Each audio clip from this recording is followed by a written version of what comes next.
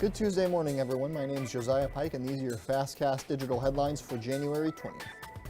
In this morning's top headline, no one was injured in a fire at the Cannery Lodge in Kenai Thursday night, but it was a total loss to multiple buildings on the property. That's according to Fire Chief Jay Teague with the City of Kenai Fire Department.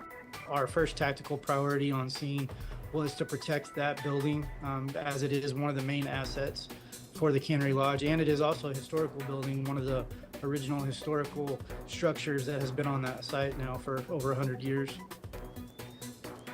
Officials say the fire started in a two-story building used for laundry and housekeeping supplies, and it spread to two single-story motel-style buildings.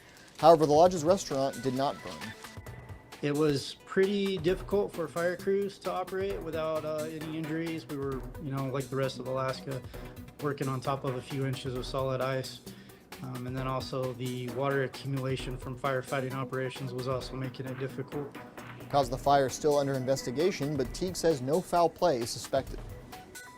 Interior Alaska is now getting its natural gas from the North Slope instead of Cook Inlet, a change that's expected to improve access and reliability. At an event last week, community members and politicians celebrated the move, which started in earnest in December, with regular deliveries averaging around 70,000 gallons of liquefied natural gas a day. These truck deliveries go to Interior Gas Utility, which supplies natural gas as a heating source to 3,600 people. IGU's general manager says the utility set an all-time distribution record on January 8th, sending out 138,000 gallons of natural gas. We received in 2023 $4 million to specifically expand in areas of where the air is the worst, which is currently in North Pole.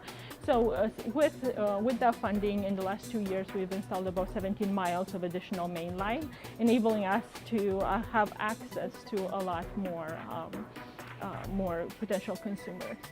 Between its facilities in Fairbanks and North Pole, the utility has 5.5 million gallons of storage space for natural gas.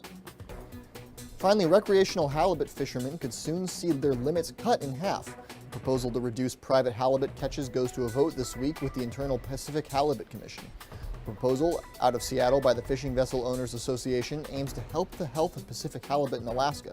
It would cut the daily limit for private fishermen from 2 fish to just 1. But sport fishermen are pushing back, including a charter captain who opposes the move.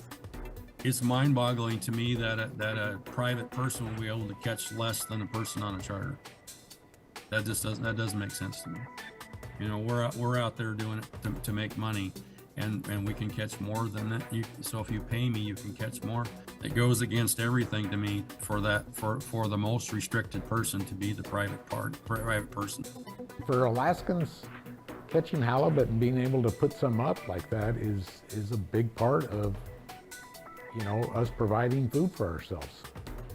You can read more about this story as well as all the stories mentioned today on our website, alaskasnewssource.com. Thanks for tuning in this morning and have a great Tuesday.